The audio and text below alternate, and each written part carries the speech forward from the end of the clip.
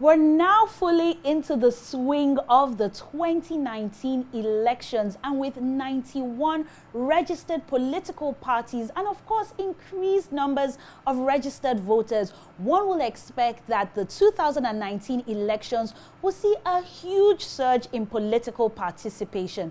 My name is Isabella Akinseye and welcome to Politico Politica.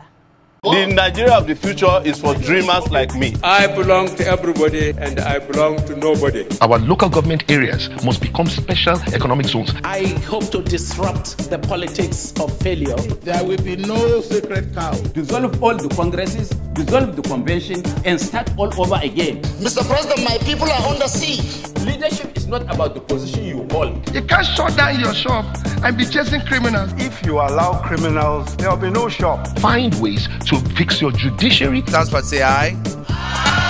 And most importantly, fix the mind of the people. The party must do what is right. Nigeria suffered from a state of economic ridiculopathy, social sciatica, and political dystopia.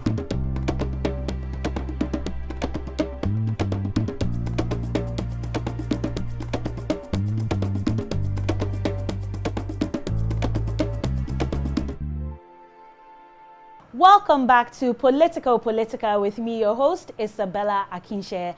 Now, let's meet our guest. She is an indigene of Lagos Island from Elegbata in Ologbowo area of Lagos Island. She possesses a BA Honours degree in history from the prestigious University of Lagos. She has extensive professional experience in merchant and mortgage banking, rising to the position of treasury manager. She left paid employment to set up her private business, Vow Ventures Limited, specializing in chandling, shipping agency, and facility management.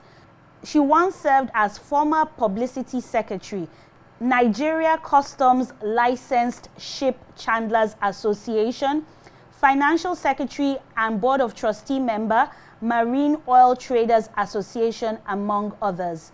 She founded Ocean Ambassadors Club, an initiative targeted at attracting young children in secondary schools to the economic potential of the maritime sector. The initiative has been endorsed by the University of Lagos because of its entrepreneurial opportunities. She is seeking to represent Lagos Island Constituency 1 under the People's Democratic Party, PDP. She is Violet Olaitan Williams. Violet, welcome to Politico Politica. Thank you.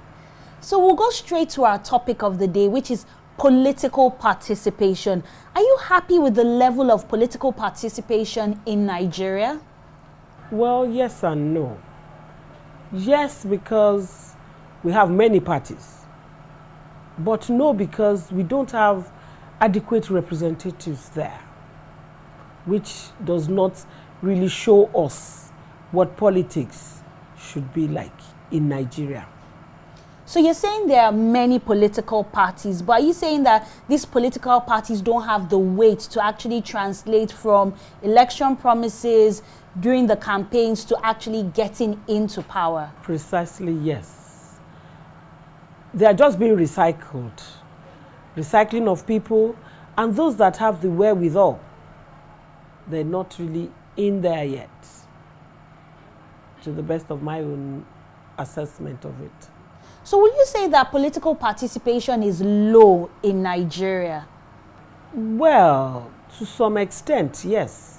Because when you look at what we have now, there are just two parties. But some will argue that there are 91 registered political parties. You said it all. Registered. Are they funded? Are they visible? Are they driving their vision? Are they translating it? We need to look at all those indices before you come up to say that there are 91 political parties in Nigeria. Their voices must be heard. We must see their footprints. APC, PDP did not just wake up from slumber. They started and they're still there. So I can only implore them to either align with each other and come up with a better representation. So you're saying that the quantity in this case does not reflect quality. So are you saying it would be better if there were maybe 4 other opposition parties or 5 other opposition parties as opposed to 90 opposition parties? Globally, you can see that we don't have this kind of scenario where you have, it's a mess. As far as I'm concerned, they don't have to register all these parties. If you mean well, align, and then you go to the battlefront, then we see who wins. And from there, you now apportion various appointments for people, not just making a mess of 91.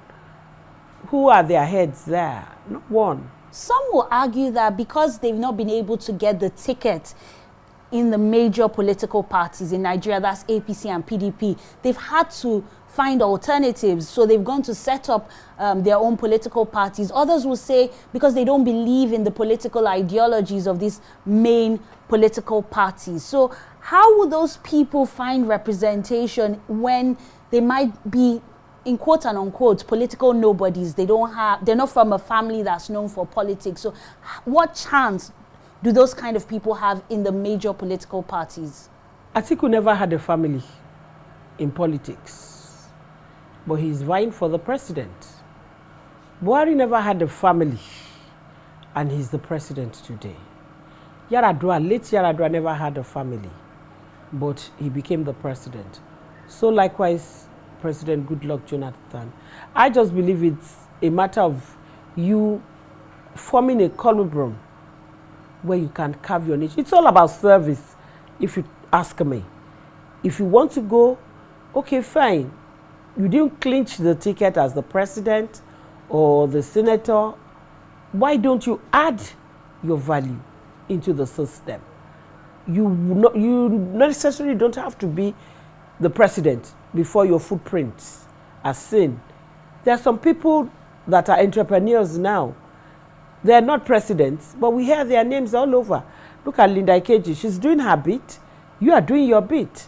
So what I am saying now is, if you mean well as a true Nigerian to help a Nigerian, fall in line and carve your niche.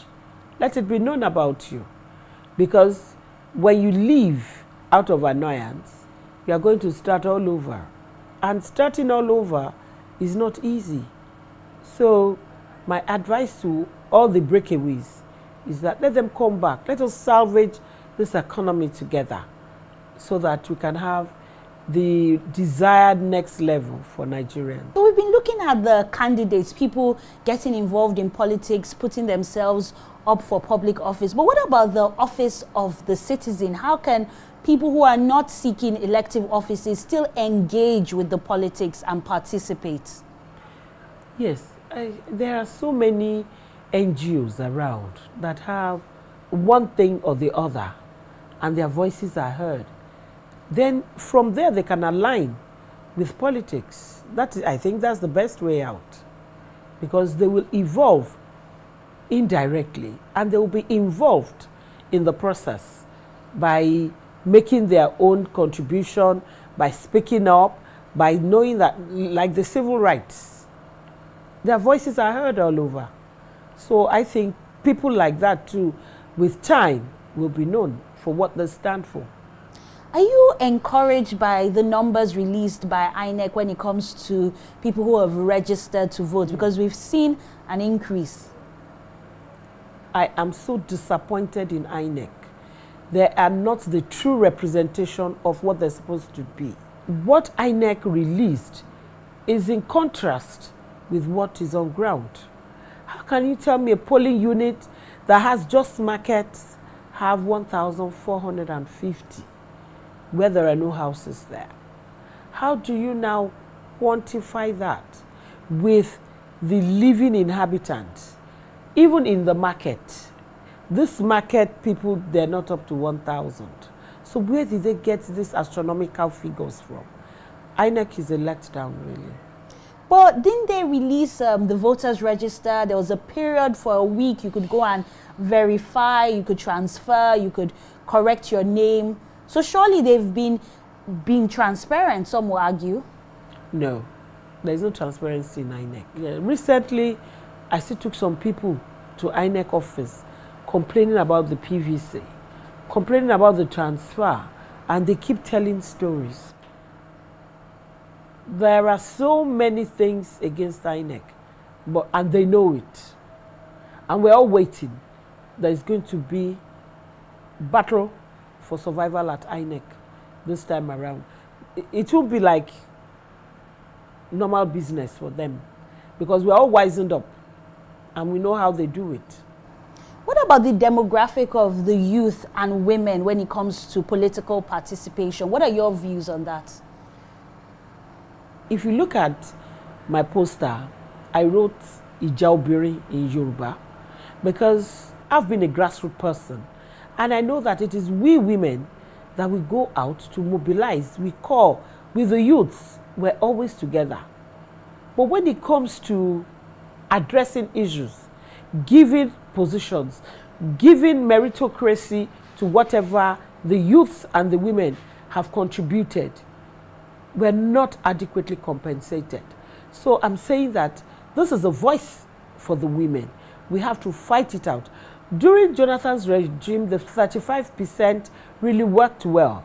But this dispensation, it's been not appreciated for women and the youths. To crown it all, the youths are being neglected. In this constituency, there are no federal projects. There are no inroads to job opportunities. There are no inroads to entrepreneurs for the youths. So what are we saying? The only thing they have is the national union. That is why you see them killing themselves. You see graduates there. Now, NURTW is not supposed to be for fighting. They're supposed to be an organized body where you can get not necessarily the driving, maybe the administration of the drivers on the road, just like you have abroad. But in Nigeria, in Lagos State, it's an abysmal failure. And finally, what can be put in place? What can we do to really raise the levels of political participation across board? Education. Education sums it up. Because what you don't have, you can't give. Unless you are educated, unless you are exposed. That is only when you can have a higher level, a higher understanding of what politics is all about. Thank you, Violet, for your contributions on our topic of the day. What are your thoughts when it comes to political participation? Would love to hear from you. Tweet at PP with Isabella and use the hashtag Politico Politica. And on Facebook and Instagram, the handle to follow is the name of the show, Politico Politica. We'll be back after this quick break. Join us again. Politico Politica. Politics for everyone. Welcome back to Politico Politica with me, your host, Isabella Akinseye. It's now time for our Politics and More segment, an opportunity for our guest to share her political journey. So can you pinpoint the exact moment when you decided, I need to throw my hat in the ring and get involved in politics? I wouldn't say it started from now. It's been on for years. I've been a grassroots person, and coincidentally, Ologbowo is my local government, is my village, is my hometown. I'm an indigene of the place. And Ologbowo has always been noted for politics. My uncle, Chief Isabella Williams, got me into politics at a tender age. I was with him when he was in NPN, from there to NRC. There was an impasse of Zero Party. I was also involved. From there was UNCP and Alliance of Democracy. From there, I left AD with my late cousin, Engineer Olaitan Williams, to PDP. And in 2007, I thought I was ripe enough to represent my people. So I contested then for House of Reps. So actually, politics has always been part of me. What is the inspiration? I know you mentioned your uncle and you mentioned how Ologbowo is known for politics, but personally, what has inspired you to keep going over the years? Well, I was raised in Ologbowo. Ologbowo is now an elixir of itself. So the passion for me to make my hometown the Victorian glory that we met has always been topmost on my mind. And I'm in the maritime sector. Ologbowo used to be a maritime hub when I was growing up. Down there was a harbor where we used to see ships berth here. The twilight at night was so interesting. This place used to be the GRA of Lagos Island. And it's still today because we don't have all these killings in Ologbowo. So when you look at the decadence, something keeps telling you that you have to plow back, you have to help, you have to salvage the situation. In Yoruba parlance, they always say something. Tí ojú ò bá ti ẹ̀yìn ìgbẹ̀tì, ojú ò ní ti Èkó. Ẹ̀yìn ìgbẹ̀tì simply means water. So far there is water in abundance. Lagos can never be put to shame. So after I contested in 2007, I sojourned into the world of maritime so that I could help my community to explore and open up career opportunities in the maritime sector, which are both entrepreneurial, trade will flow, and tourism will come to play. So have you received a lot of support, especially as a woman in PDP? Generally in politics, women are not appreciated. It takes a long time before they get there. The tenacity to wait is another thing. And that was why I told you earlier on, my poster has Ija Obìnrin. Women must come out. Women must be seen as a force to be reckoned with. There is no leader, a male leader, that will say that it wasn't women that got him there. Because we have the majority in the votes. We will wake up the boys, we will wake up the girls. You have to go and vote today. It's not the men. So why can't we be adequately compensated? So that is why I believe that women must come out. Women must be appreciated. Women must have a voice. Women must have a role to play in nation building because we are home builders as well. Because a lot of women will say that they're not given the opportunity, they pay for forms and yet they won't be allowed to contest, and then somebody else is anointed and then foisted upon the party. It's a general thing in all political parties. I wish one day a good government will wake up to arrest and correct that. It has always been a godfatherism politics in Nigeria, and especially for women, which is not too good. It's not encouraging. But like I said, the tenacity to wait is a problem, but we'll get there. At least PDP now, if you look at it, we have a female as a deputy governor who is a lawyer. How can you now come up to say that you don't have a female as a deputy? I don't mind their internal arrangement, but I frown at it that there is no woman to represent there is a Ministry of Women Affairs, for crying out loud sake. Who will now be the voice of the women there? It's not the deputy governor that is a male. It has to be a female. It's not the governor's wife. No. There has to be the deputy governor who has to oversee what the women need. And now that has been collapsed. It is not a good signal for the women to support that cause in APC. So you said it's the time of the woman. What parting words do you have for women who are unsure, women who are still debating whether they should really get involved, whether they will receive the support? Even my friends, when I tell them I'm contesting this, politics is a dirty game in Nigeria. I said it's a global phenomenon. It's just that you see it every day. I can only appeal to women. It's not an easy road, I must confess. But my message to women, I always say it as I see it. The journey is difficult, but it is surmountable because I am there. But I need more women to support me so that we can have a voice, a collective voice for the women. Women are homemakers, women are up there. Women should please join me to have a voice to help the nation, help the home, and help the future of our children. Thank you. Thank you for your contributions on our Politics and More segment. You'll have an opportunity to share more about your plans on our Project Lagos segment coming up. We'll be taking a quick breather on Politico Politica, but don't go anywhere because it promises to be an engaging discussion on our Project Lagos segment coming up shortly. Join us again. Politico Politica. Politics for everyone.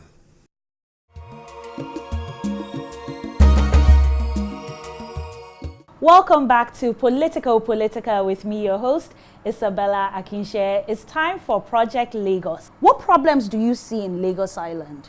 Number one, the NURTW boys. They are a menace to the existence of innocent people in Lagos Island and in Lagos State at large. And they are being sponsored. As you can see in the last APC rally, they are the ones touting and promoting them, and they cause so much havoc on the island, so much intimidation. And now you now see any average boy, they'll tell you they want to be a national. Does it make sense? It doesn't. So we need to change it, and it is a big burden. The government is not ready to let the baton change because they use these people. But we will get there. We will arrest it. We will stop it. And we will come up with a better plan for Lagos Island. Because Lagos Island, when you look at the marina, the name Lagos, the name marina, they are Portuguese names. And if you go online and you look at Portugal, you will see that the strip is not more than what we have here. And there is productivity in Marina, Portugal. What stops productivity happening in Lagos, Ologbowo? Nothing. But the government, they have, you don't, like I always say, you can't give what you don't have. The government don't know about it. So that is why the place is being depleted, it's being left moribund. So we have said, let us come out, let us change the face of Lagos Island, create jobs. The global village is talking about entrepreneurship. Where does it lie? How does it reflect in this community? It is now left for us to start something in that regard. Education is gone. I'm a product of this local government. I attended St. Mary's Private School, all on the island, but now education is a thing of the past. You can handpick how many people go to school in this local government. All they do now is codeine, tramadol, take hemp, which was never before in this area. So we need a sporadic change in this environment. And it starts by casting their vote for a change. For someone that has been an indigene of this place, who has been a grassroots, who is a mother, who knows it all, that can come with people around her to talk about a change, a desired change for the neighborhood. You also spoke about women in our conversation, the role of the woman, the time of the woman. So in going to the Federal House of Representatives, what kind of bills can we see when it comes to women? Definitely, women will have the greater percentage of whatever bill that will be passed.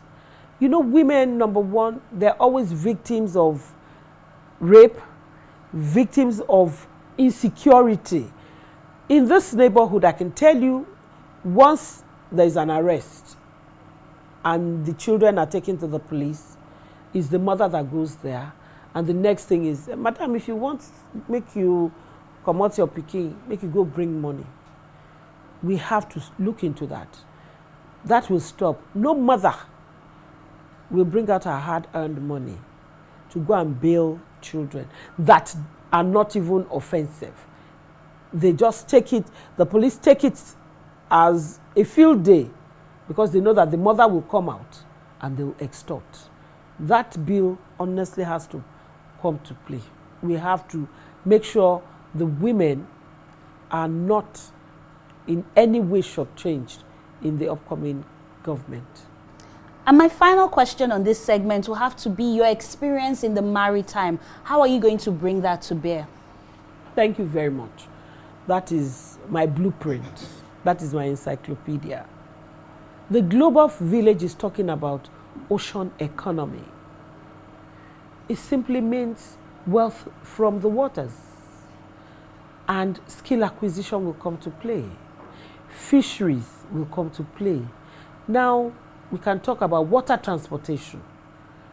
Going to Ido, going to Ijora, you don't need the road. You need to open up channels.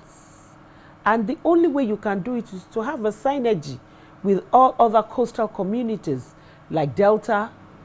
Ondo has the longest strip, Bayelsa, Cross River, rivers. When you come up together, you have to pass friendly bills that will favor coastal communities in Nigeria so that it will be replicated in your own constituency so that life will thrive. Ocean economy will come to play.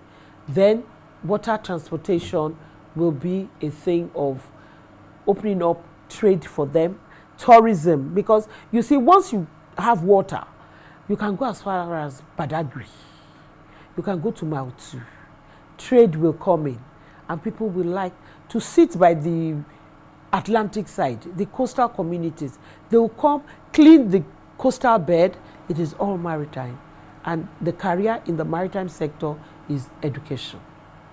And I actually have an NGO called Catch Them Young in the maritime sector, where I'm opening up career opportunities at the secondary school level so that a nation that has water has no business with unemployment and recession if well harnessed. So if you catch them young, all those things will now come to play when the bills are already passed. The generation yet unborn will tap into it, and the GDP of any maritime nation will rise. Thank you. Politico Politica. Politics for everyone.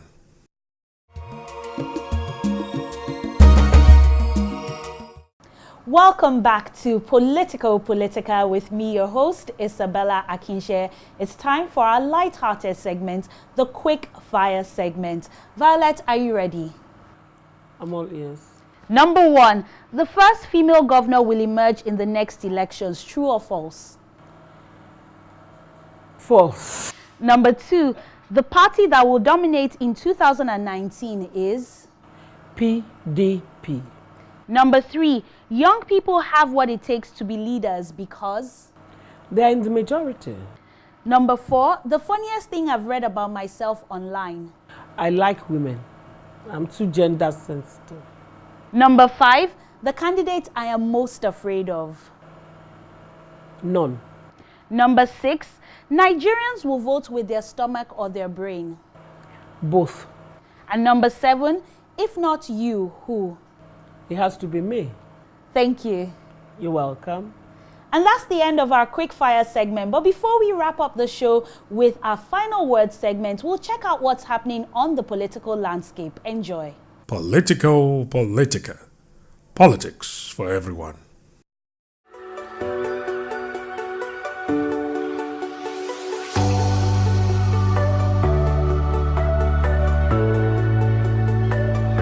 My brother and sister, make una hear my story. The election when they come, no be cash and carry. No sell your votes, no sell your PVC, no sell your conscience. no sell your future. Polling units no be market o, but bad politicians don't turn am to bureau dey change. Your vote for your money, but that one bad o, because if you sell your vote, you sell your future. Your PVC na ticket to job, ticket to better health, ticket to power, ticket to better road, ticket to better life for you and your pikin dem. Dem dey try to bribe INEC officials too. Dem dey try snatch ballot paper and boxes, and when dem enter power, dem go recover their money and forget about you. When you accept their bribe, you lose the right to talk anymore. I beg, make we no sell our vote, make we no sell our PVC. Vote your conscience on election day. This message now from INEC. INEC, you make your vote to count, and our democracy stand gidigba. No sell your future. Politico Politica. Politics for everyone.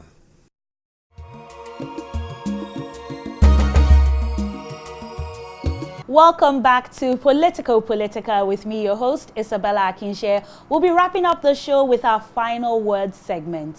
So Violet, on the final word segment is an opportunity for you to deliver your final words. We want you to imagine that you had that last breath. What would you say to millions of Nigerians and indeed the world watching? Please say that to your camera. Hello Nigerians, hello Lagosians, hello indigenous citizens of Constituency 1. I am appealing to you that vote buying is real. Please vote your conscience. Vote for the party and the people that will represent you better and will let you feel the government at the grassroots. Thank you. Thank you, Violet, for being our guest on Politico Politica. You're welcome. And that's where we'll be wrapping up this episode of the show. But just like our guest Violet said, vote buying is real. Don't sell your vote and vote with your conscience. I'm Isabella Akinseye, reminding you that politics is not just for the old, it's for the young, it's for everyone. So play a part and stay woke.